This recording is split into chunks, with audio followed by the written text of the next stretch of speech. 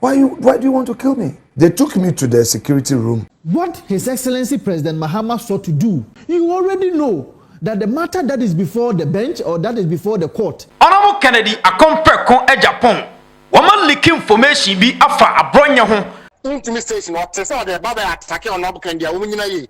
Yen someone for nyina kwaba ebiem emra dwumadie so atanase a ensama ekoso ewo oman Ghana mu.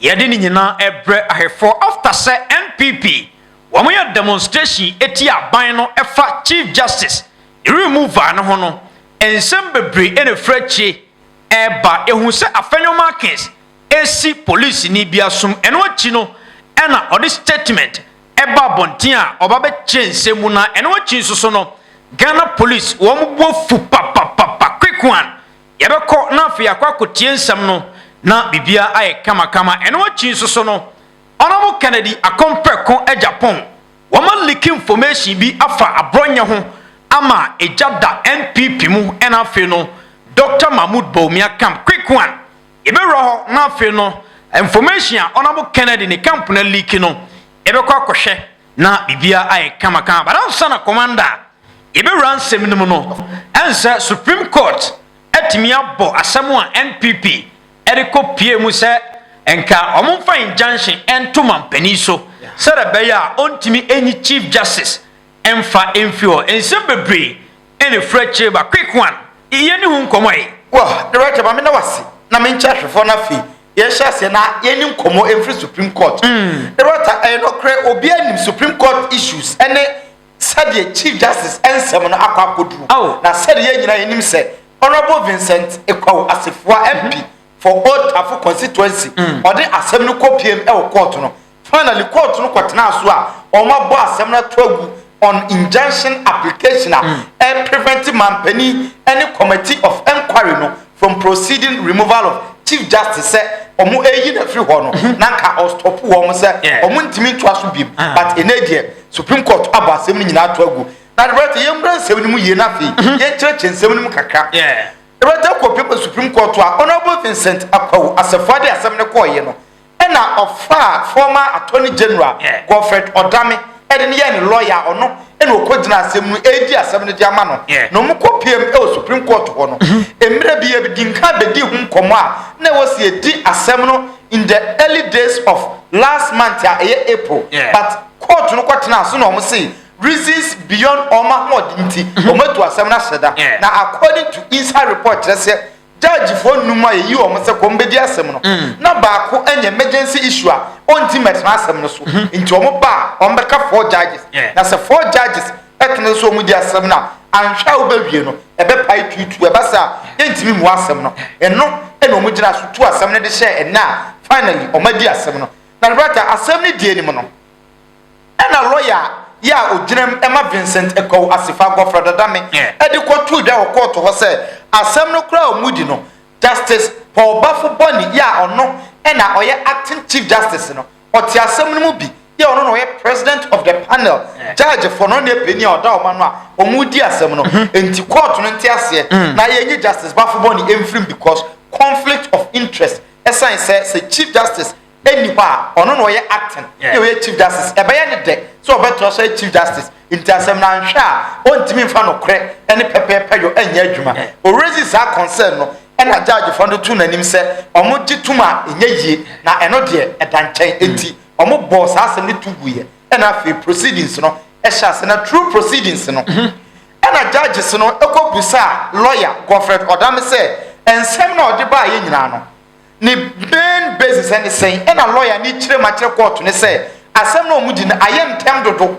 se ukopiem e wo mampani remove an so a mampani ani nkan an notify Chief Justice ka wo so notify in some days say petition aba me ho me saka petition ya wo se menyi wo free ho nti so wo check sa ne mani nyina ene kwan mampani afoso ayi committee na omo ye inquiry ahwehwe asem nim no ene one judge ono so in charge of committee no inquiry no na fei osaye part of panel members na omuchitum say asam no beto so enyeyi eno na court ni kire mu so mampani no constitutionally on committee ye nti say mampani no a committee in any of the articles on ka article kra mampani na fa nya adwuma na court ni nyina so we are not just article being home. There was some mobile 23-2 in favor of Chief Justice and I said, court no, a boss, I'm not a Attorney General that go for dummy, any a course of us say, or many case, or Munko Tenetri, Nanyanko Poyadma after 3 weeks, or Mumra court, now Omum for full court ruling, no, Emma Womo, now Omunya Honkra in Afanko, but as some days say, as it stands, court no about some network. And finally, we're back to say NPP. Yeah. Among some are call Supreme Court. Yeah. Efa Chief Justice Hono. Of course. And say Supreme Court abon semnegu. About 12. But ansana ebe ran semino.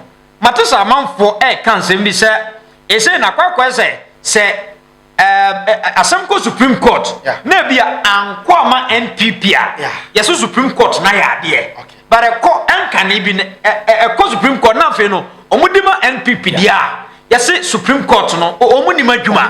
Who say amanfo dis ankomo no? Yeah, what is answer no? Some common see another side of the story. But amanfo say some issue we so different. The right diama some common on mudi no. Ipa ba kwa wa ma assembly kan aiden kakra ye honorable Vincent Ekowasefo nankasa.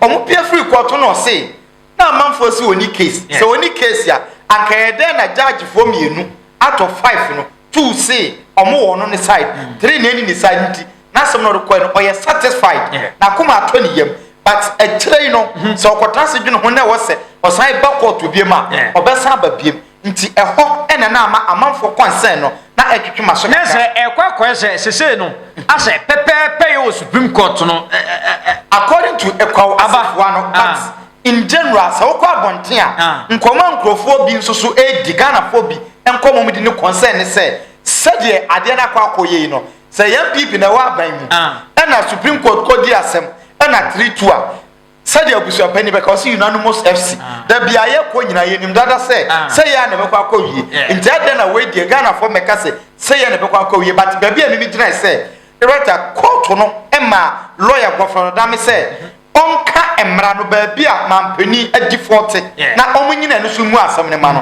wanya emra no ba bi ba kompo a eche mampani aye mistake oh na sansam no de I think say I can wa ha say ase mampani share dan nye mistake bia yeah of course emra na mampani nam so yeah nti eno de ma judge for no him say omo ho esan say we de enye say bia NPP NDC say but emra no wo de asem ne ba yankasa no you see proof with emra no enye mampani na te no say me be Chief Justice mi yi ni free ho dabi nkofo bi na petition mampani of course ena mampani so e fa mrakwa so Chief Justice na free ho assembly mampani nya hwe right mampani nya bone e wo say ko council of state akọ also set committee commission of inquiry was set up committee no committee ni ye adwuma e also suspend Chief Justice right assembly there him say oye dan ya politically sanity komo bebre be koso but yen hwe how new developments no e be si akọ we Chief Justice nsensem na ho enema NPP for ekoye demonstration Afenyo Markins ekosi police ni bia sum ema Ghana for edis ehon komo but then eno chi no ase Afenyo Markins e will resist statement but ensem na wode atodwa no wakasa yeah of course ye ni kan kotie mra na ekoba menimse commander ebe tudwa e wachi because NPP for so nsem wa ha sei Canada Agyapong and Abronhye of course so there yankuti Afenyo Markins mra yakoba information were cheaper and it does also no I realized that Nyankopon was putting me to test it was how okay because I'm preaching against retaliation, I'm preaching against vengeance, I'm preaching forgiveness and unity, that the politics must be more decent and we must come to the center. Then this thing happened.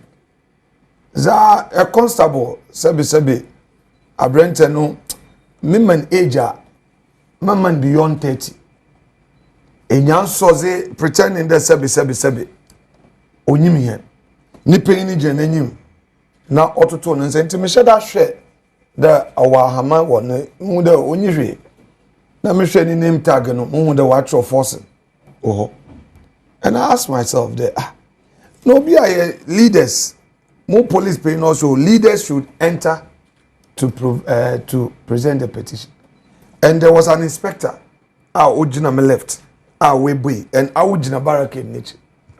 Then Honorable Patrick Boama na Honorable Kennedy Osenyako, they were entering from our right. Into many deputy minority leader Okamu was Mitchell because throughout the demono mezinise. And then they entered.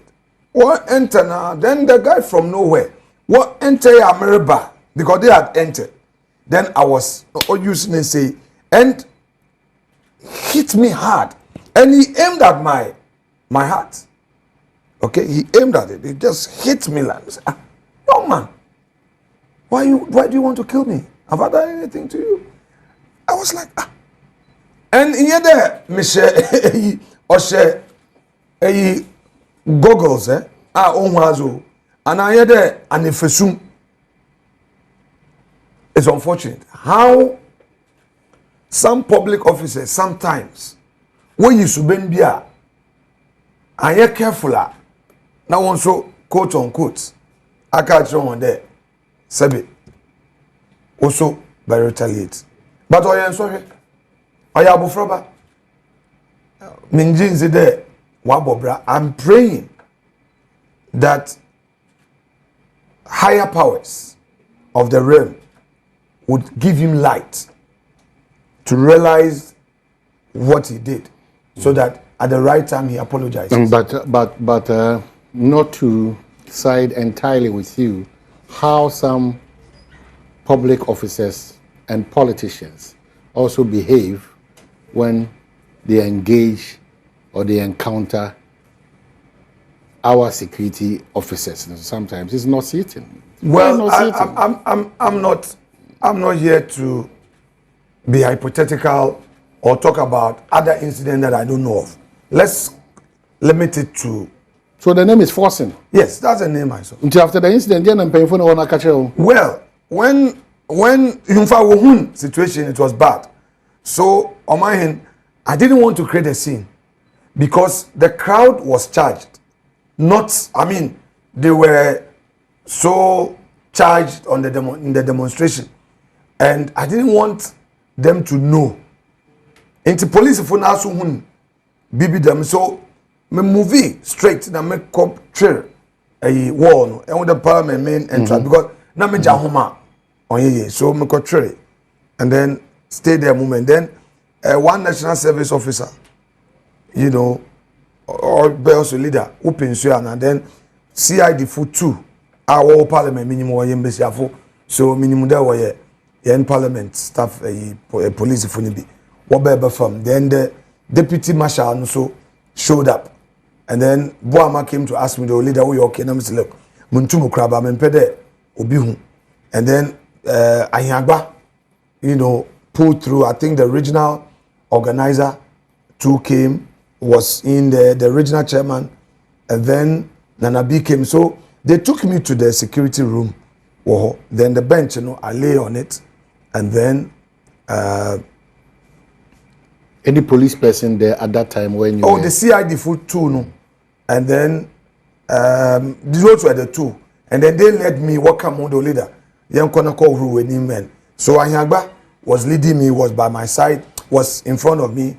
The CID from the CID no walk on. Then the marshal followed, the deputy marshal.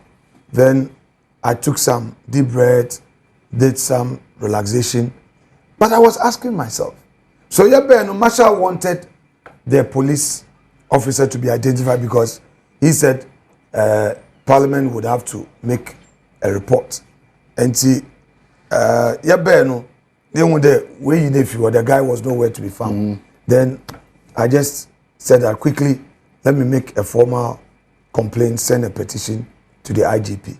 Then I realized that typical of the politics we do, rather when I was protesting his action, some videos were rather being circulated and creating a certain impression. But I would want to urge the gentleman, look, Manana Sebi Waba policeman, he may have his partisan interest. But why are you jumping into conclusion that the reaction of the said gentleman was not reaction, his action. His action was induced.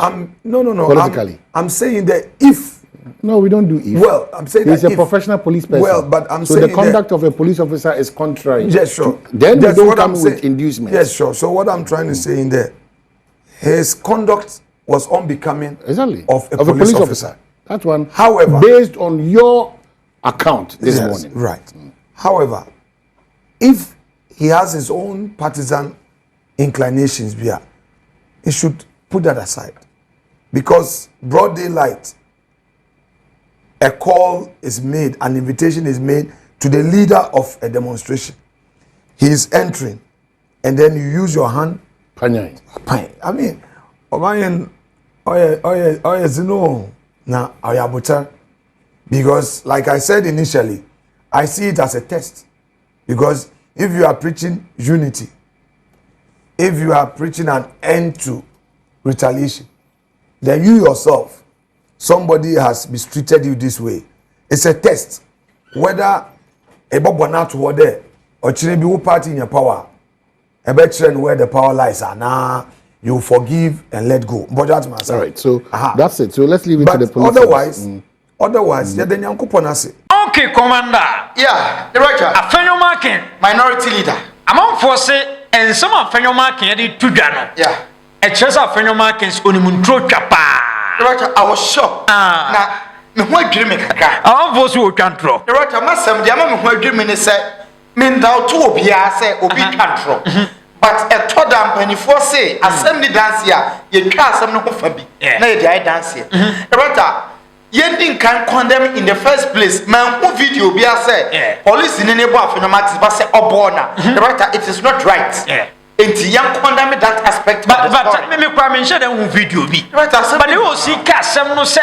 I said the no. Writer, according to Honorable Alexander Kwame Afenyo Markins, Nimkoma OD Trese. Police in no permanent bo echo na koma hono. The writer, a drew webinar or call unconscious. The writer, and I'm surprised. Oh, David. Because baby and a police frejan a barricade no mo dey si won police boni gina chire o ma ye lie and a mumbani foni be di nkan room o mo no mo kita petition no mo dey ko speaker of parliament ho o mo dey ko parliament no enti mo na maka chire no petition ni mu ho but what we ma dey ba kwa I'm surprised there was a timer Haruna Drusu LED demonstration say o mo dey petition e koma electoral commission ma mi jenmensa o mo kwadru ho no police phone gina ho omo say omo ma obi amuramu enko yi si ho mfa petition nko oh na say o circumstance bebra previous government no amon for bebra demonstration omo pese omo de petition ne koma na don ko kufuado ya omo ko enti de na make am nwanwane say police phone no allow more petitioners na ma mo mpani for best 3 or 4 awurama omo de letter no enko na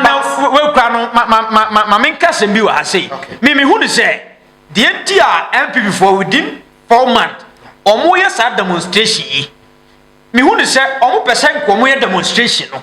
Na fe no omo kodu o say omo de petition ne kwa koma mampani a. Na nka a police for no asi omo kwan say omo koma mampani ho. Na platforms akese te say BBC mo, Al Jazeera mo, apeke sa information no ma reporting. Na fe no akowiase nyina say His Excellency John Dramani Mahama within 4 months obaye no. I say, Sisi Ghana for. Of course, the writer. Okata chinsu demonstration no. Of course, no. You need a sign on nature. The writer so share community kwa because Alexander Kwame Afenyo Oma allow. Ama mumpeni for na omudi nkan no.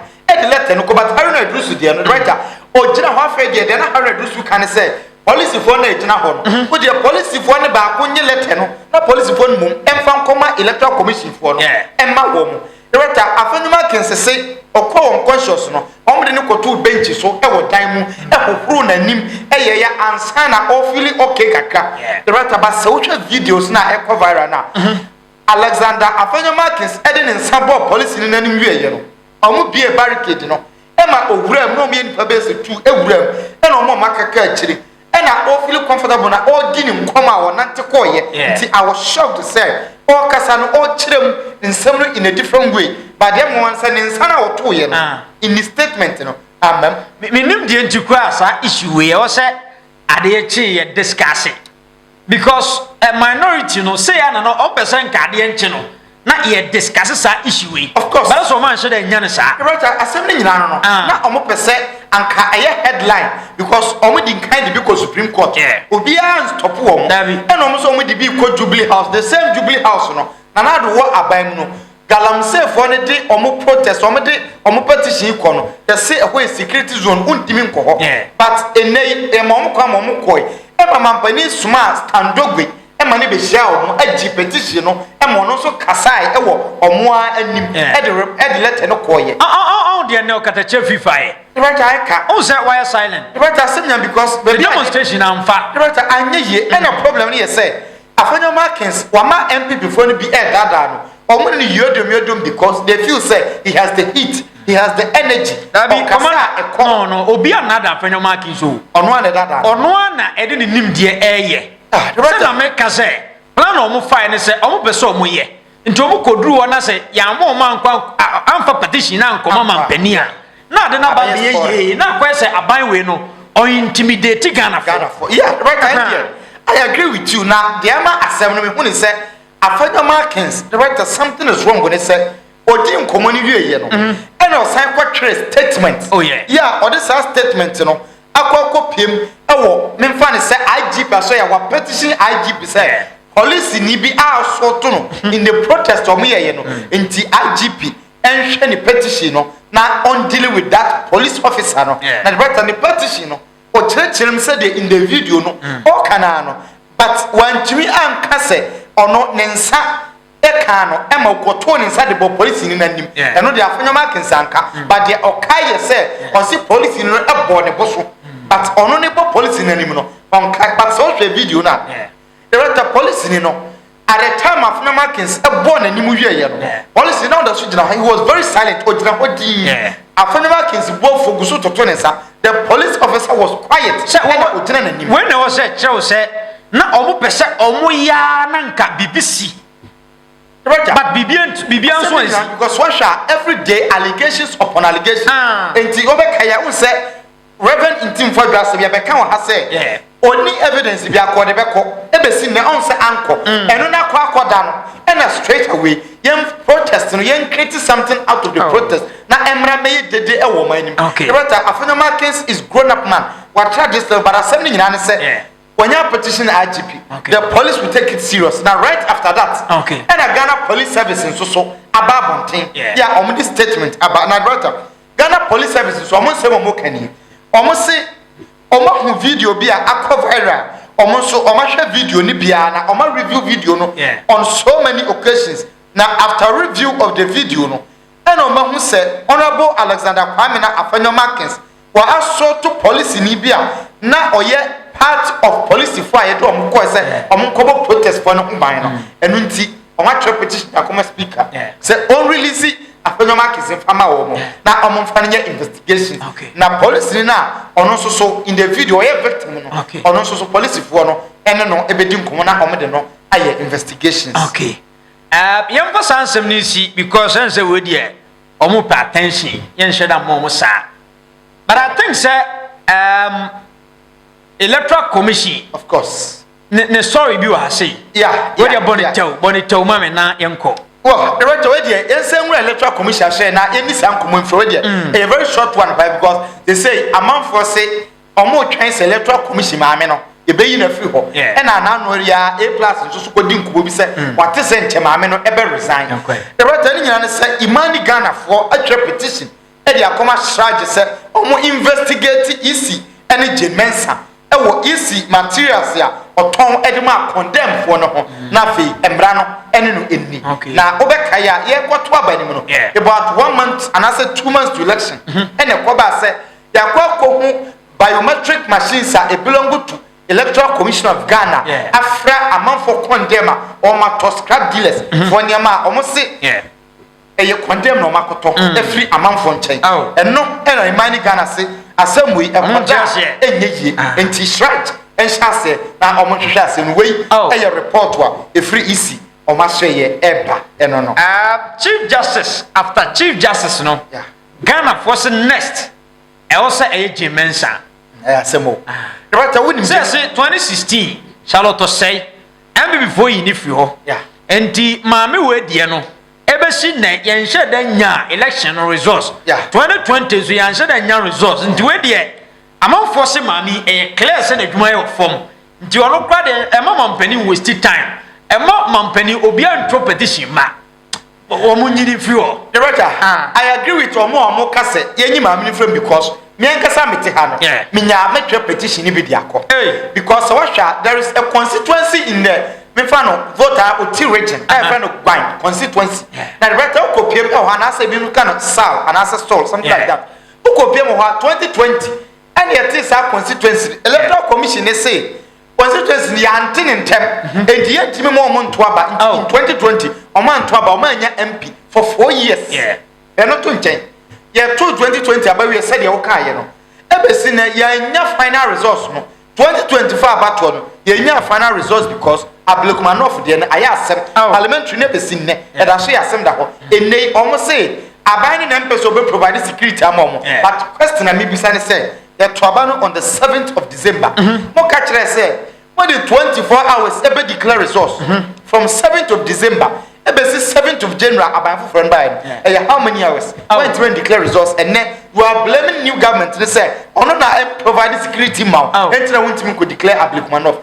I agree what's work but ade ba ko a me till recently say NPP for any say okay mampani pese oye retaliatory politics asa odi bia bitimi bi ba yew because they are omonse mo kan nyina kire say genuine sade no ana say Charlotte side no am famra kwa so enti hwe na mampani anye bia ntikesa say politics no the right time we dey there are grounds straight away e also work yemfi ho na yenkotie we mra Onamo Canada compre ko Agyapong ne camp oma leak information bi afa Abronhye ho ama oma sa tujama Abronhye papa di commander information we de agese yokohwe nti arefo yenko na yenya botre ewade nanso ensem wo papa o mesisa video we a ebeya me ya yenti ensem nai me pese yedi kan ehwe chart no afa se ye wie chart no nso so a ne akwakwahwe receipt a wo send SS kan koma no receipt a ebaye ensa FD hwe ene wankeka sansa no disloyalty we na eye you know be wisa se na nka me kra de ntina asem we eha me brutal eti madaroma join me on your TV and obehu se eno ene ewo ho no eda wo TV no so kama eti sa wo join me a we no eye WhatsApp chat between eye Kwame Bafo Abronhye ene eye Nana Safo a oye Honorable Kennedy Ohene Agyapong na wo faase enti honorable de sika no edema eye Safo se kosani sika we ma Kwame Bafo Abronhye ena one no ekasa nti so TV ni so abehu se Abronhye NPP ene daso Abronhye NPP ene daso no so hu ena obusa no kwan ben no obefa so obesani sika no nti so hwe a Kwame Bafo Abronhye ne AFSA account number Sunyane branch ena eguti eda TV ne so no enti ebusuya sei na nipa tie e wo wiase o sei ena nipa etie because I don't see why nipa wa ma osika pen me pa cho join me o TV ne so na wa bra na behwe bi na hwese ne a etie eda so Kwame Bafo Abronhye na account number no ena daso no na account number no ena daso no now Odin account number no eba ya ye send sika no ekoma no nso so no producers madarumo mayenkwe na yenhwe receipt a eno nso so no eba ye ewo bra ye send sika no ede koma no na se nipa wuti wiase na esum bone ewo wutirim se ya enti eno na da so no receipt no ene da so no me pa cho se hwa obehu eye 195,000 Ghana cedis 195,000 Ghana cedis ene daso no eno ye titisika no 1.90 ana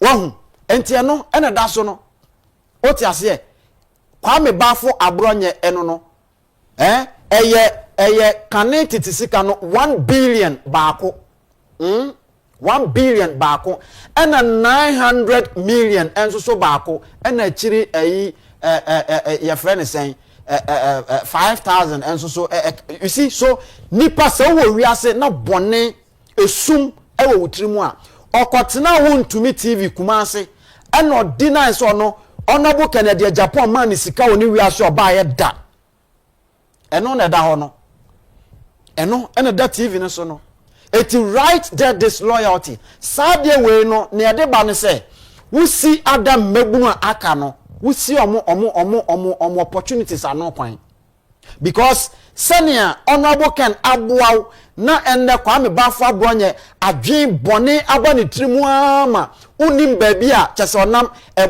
poison nkwa na aka nimu a chese he has become so poisonous.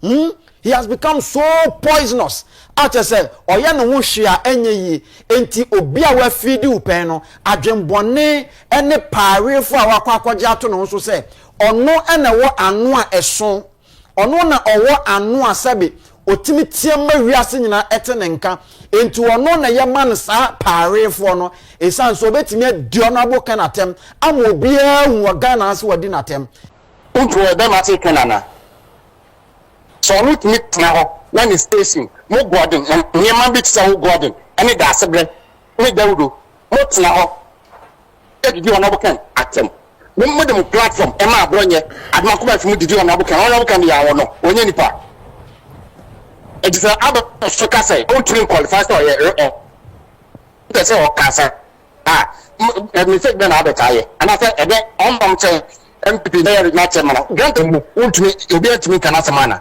since when Wontumi ebe ya NPP obeji NPP party ni ti ebe tena na say obi atumi kana sem uzangum amema omo assignment bi since when Wontumi be regional chairman at Ashanti region ye be no be chairman the first election occurred that was 2016 no 2016 when I campaign chairman for Ashanti region, Honorable Ken as campaign chairman for Ashanti region, how many seats, how many votes now Honorable Ken produce you Ashanti region? In 2020 and 2024, Honorable Ken I'm the campaign chairman for Ashanti region. How many votes now Wontumi produce you? No, because some of my I can't say. Come on to Kenana. Oh, in this Honorable Kenana. Or them say Honorable Kenana. Honorable Ken ya wono. Umfi ni pep. Ene ni pa na oni abusuya. Honorable Ken na platform to eka boya. Yentie nipa do ambajiso. Yen say Wontumi na platform to eka boya. Nipa do ambajiso. Won say Wontumi akọ Northern region. Upper West, Upper East, Central, Western, Beta. E man take plan campaign NPP. Every region. They do the no can know pick up truck or the chile. What was from Ketwana no a certain thing like any. How many times now say Wontumi echo regions? I campaign for an NPP party. Since when now Wontumi ever a king god NPP man will be NPP Canada. Before when I said ye nim ferry ye nim ani wontia and Wontumi Abronhye and national secretary ni nyina no kwa se ko bi akwa e position minister it is the phone how much this an o godin o phone o kwa Honorable Ken etimi by US e be to phone ma wo of akwate in the settlement abosa etimi ground e platform di Honorable Ken atem ma gwada ma we have been coming from. Now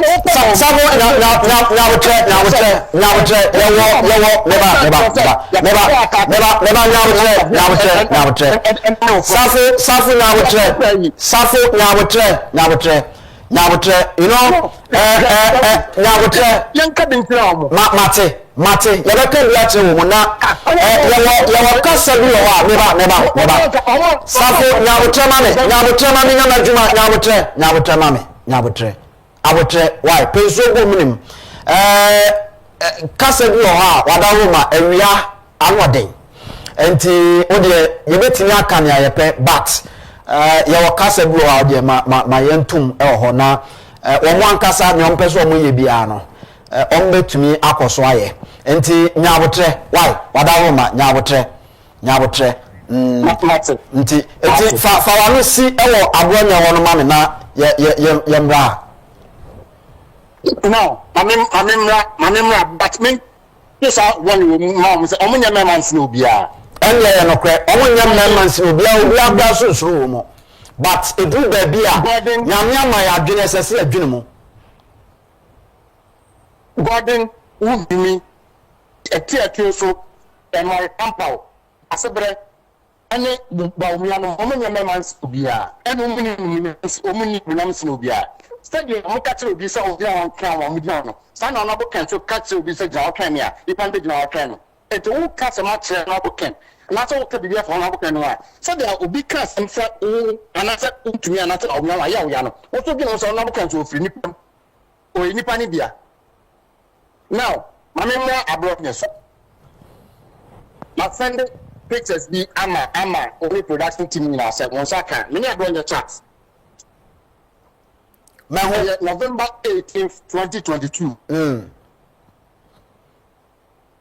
November 18th, 2022. And now Sunday, I don't know any the conversation no. On Sunday, start chat no, and after the itinerary no man no. Now you have 5:09 a.m.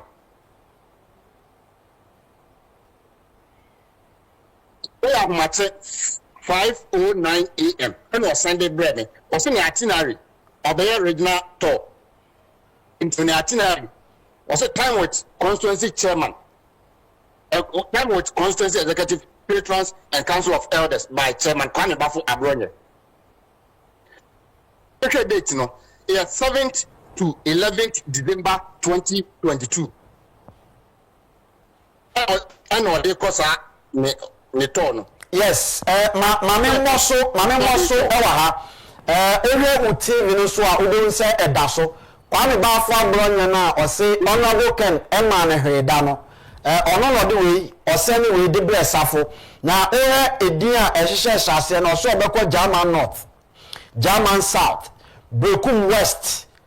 And afei ofiwa 8 December 2022 obekọ Doma West. Obesa kwa Doma Central, asa kwa Doma East. Now, 9th December, obeko Brekum East, Sunyane West, and after Sunyane East. And then 10th December 2022, obeko Wenchi, obeko Tain, is it time or certain? No asa kwa Banda. Na enona chino owie no, ano assign ne budget, awodo ebaye. Ya chese ni nyina no sika no hye no kakra saa ne ade a chese enipa no opeso ode omo eko ene ade no omu nyina din etoatoaso eche nipa no omododo ene ade nyina ene chese ni nyina ewa ha enti osani we ma ho no ene ade be bi ne san ba na sa fotoaso.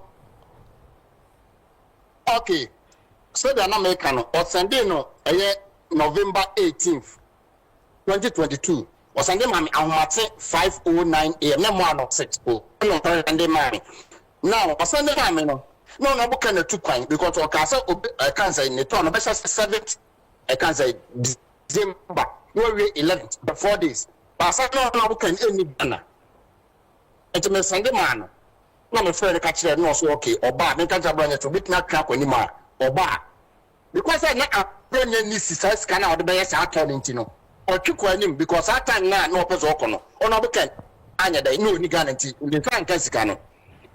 Edu November 15th. I was Sunday me. Another message said, Honorable said you haven't told him anything. Some of the fine no so mamia. Yes, mahu. I want to check. I was Sunday mama said, Honorable said you haven't told him anything. Mama said, I did chairman. I was say, I chairman, I have, and I even first lady, first lady.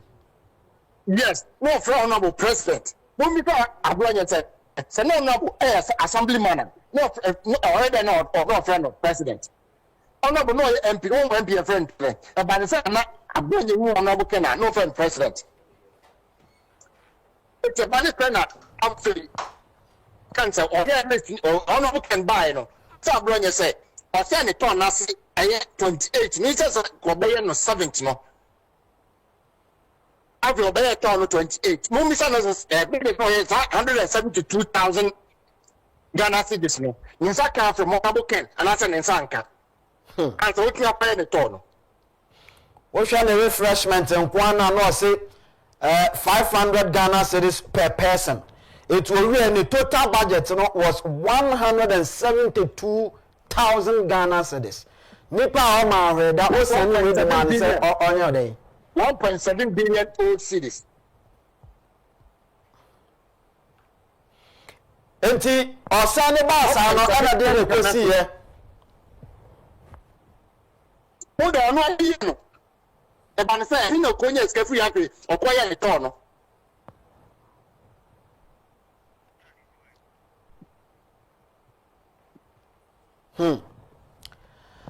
So no can enya the man. Where you aside start 200,000 now no can man the cotton account mu no. Yeah.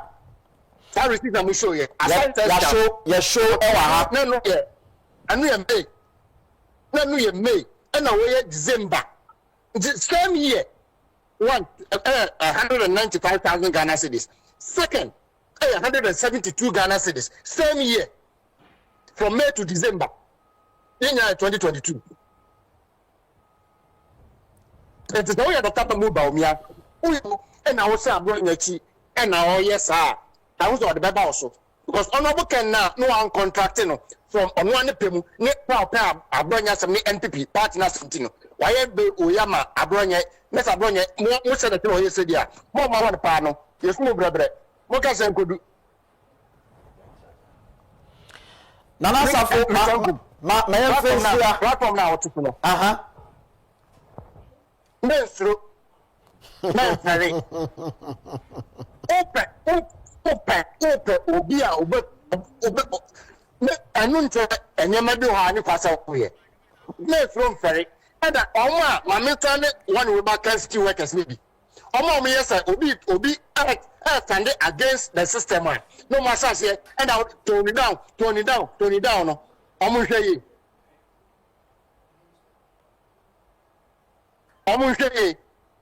turn it down for NPP for now sometimes untumi for oye minim te untumi no but say or the baba attack e honorable can dey na omunyina ye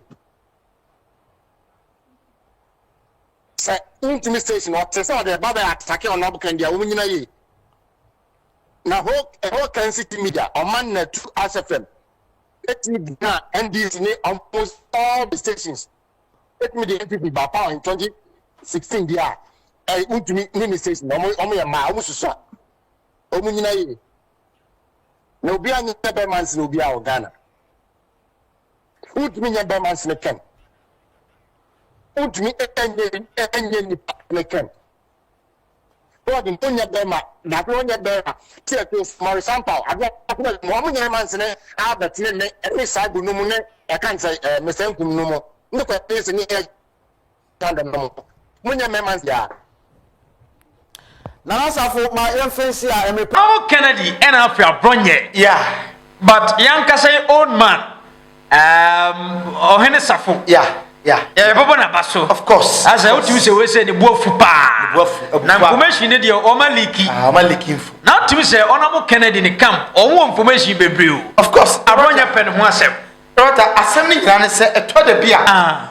Amanfo nsem ya mka kire se ntoko a wontimi wienu enhyase ena we say no enya bibi na ye bibia honorable Kennedy Rota se me ke watima me beka wo ha se ntoko ni formula enti se ntoko frowa Rota eto da bia wan hwa e wo say forget dignity forget the kind of person away na o settle scores no ansa na wakoma to yem Rota honorable Kennedy obetima fight Abronhye to the last ama wan hwa politics anya Abronhye dipim Rota nkomo we e very simple ye nyina ye nim how Abronhye or getting grounds in Ghana politics from Net2 TV and Abronhye started say onya opportunity akasa in politics and automatically nkakra MPP aguru na oberu this stage wadru I agree say obia ansa na obedru soro especially in politics no mpanifo bi na omo be mefa say obefa wo mo so ansa na wadru soro na ense wo mo ken na chese wo hwem Abronhye akwa jiska bi obaumia kampana Brother pen komo ya ebe.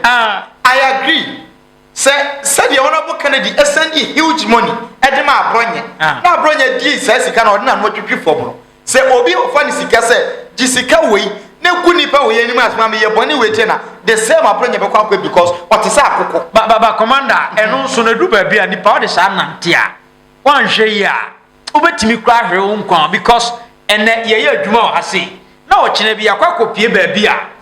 Ye kwa de na wa ha no eni kwa se ka wa bontin. Brother, no credit. That is confidentiality. Now, we are Sakwana, Nipa Beda Judy. Brother, Simia, but I say, I was a minumi and so tears, say, a reason I won. Your own crophobia, said ye, assembly and I wear the Biobia, a reality. Then just as a custom crophobia on great war, which you mean better nepe, they exist or move, or move, we are saying.